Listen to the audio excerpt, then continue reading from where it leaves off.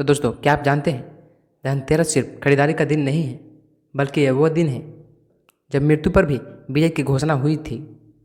ये वही पल है जब एक बालक की जान बचाने के लिए माँ ने स्वयं यमराज को रोक दिया था। लेकिन सवाल यह है कि धनतेरस की शुरुआत आखिर कब और कैसे हुई? सोना खरीदना शुभ क्यों माना जाता है और इसके पीछे कौन सी रहस्यमयी कहानी छिपी हुई है? आइए जानते हैं इस वीडियो में इस 5000 साल पुराने पर्व की वो अनसुनी कहानी जो आज भी लोगों को धन और आयु दोनों देती है। कहानी शुरू होती है सतयुग से।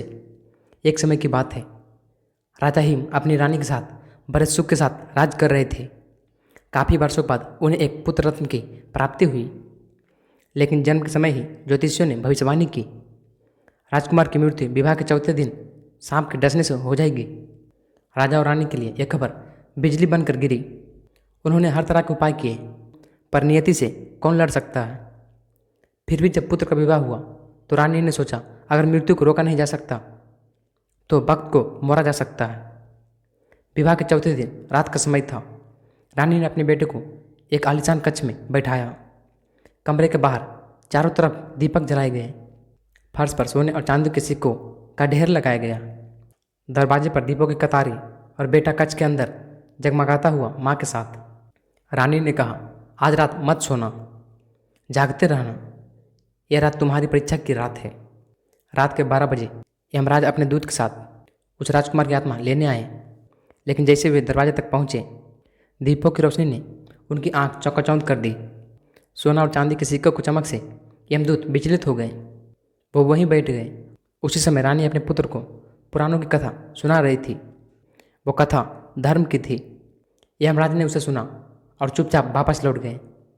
अगली सुबह सूर्य की किरण जब कमरे में आई तो राजकुमार जिंदा था।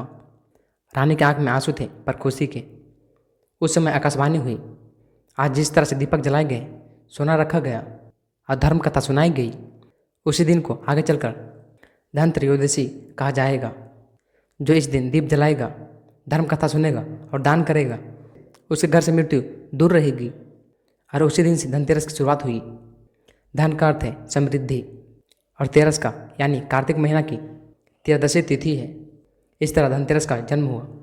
और सवाल आता है, हम सोना और बर्तन क्यों खरीदते हैं? दरअसल सोना लक्ष्मी का प्रतीक है।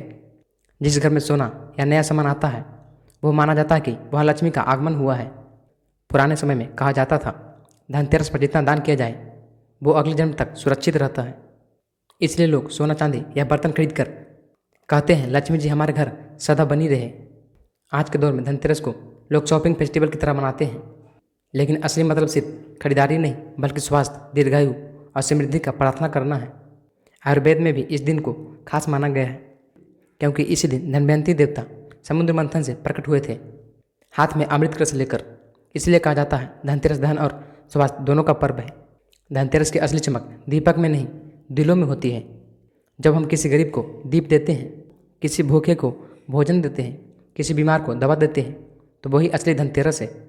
याद रखिए, सोना मिट्टी में मिल जाएगा, लेकिन सच्चे कर्मों की चमक कभी नहीं मिटती है। इसलिए इस बार जब आप दीप जलाएं, एक दीप अपने घर के बाहर और एक दीप किसी अनजान के लिए जलाएं, क्योंकि वही दीप आपकी आयु, आपका सौभाग्य और आपकी पहचान बनेगा। अगर आपको धनतेरस की यह रस्मयी कहानी पसंद आई हो तो शेयर करें, ताकि लोग जानें कि यह सिर्फ खरीदारी का दिन नहीं है, बल्कि मृत्यु पर विजय की कहानी है। जय माँ लक्ष्मी, जय धन्वंतरी देव।